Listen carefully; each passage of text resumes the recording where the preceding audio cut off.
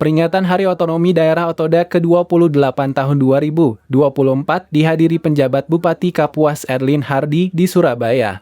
Peringatan Hari Otonomi Daerah tahun ini mengangkat tema otonomi daerah berkelanjutan menuju ekonomi hijau dan lingkungan yang sehat.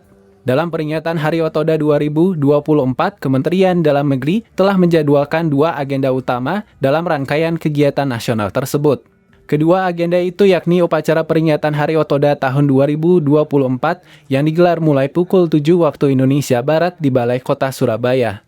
Sedangkan agenda kedua yakni malam apresiasi penyelenggaraan pemerintahan daerah yang dimulai pukul 18.30 waktu Indonesia Barat di Ballroom Grand City Mall Surabaya.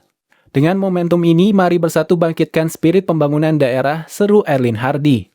Di usia otonomi daerah kita sudah menginjak 28 tahun, usia yang cukup dewasa untuk terus memacu semangat berotonomi daerah dalam pembangunan daerah, sebut Erlin Hardi.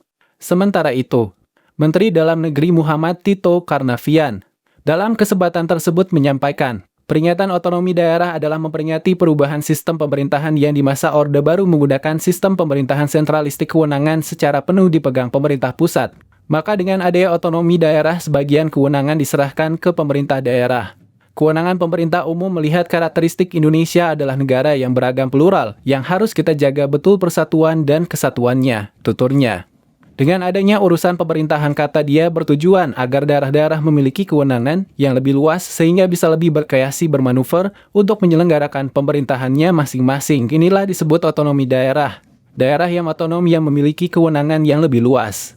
Demokrasi Indonesia merubah pemerintah yang sentralistik dengan mendelegasikan sebahagian kewenangan konkuren kepada daerah, paparnya.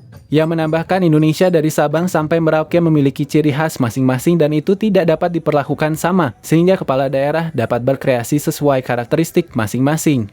Itulah kemudian diberikan kewenangan dari pusat kepada daerah, timpalnya. Dalam prakteknya terjadi dinamika permasalahan-permasalahan penyelenggaraan pemerintahan dalam menjalan urusan dan kewenangan menjadi dasar sistem pemerintahan otonomi daerah masih sistem yang terbaik di Indonesia. Kewenangan kekuasaan cenderung menyimpang dan kewenangan yang sangat besar akan makin besar menyimpangnya. Kewenangan yang absolut pasti akan menyimpang. Nah, oleh karena itulah otonomi daerah dalam praktek implementasinya sangat cukup tepat selama ini. Pungkasnya, Agus Banua TV melaporkan.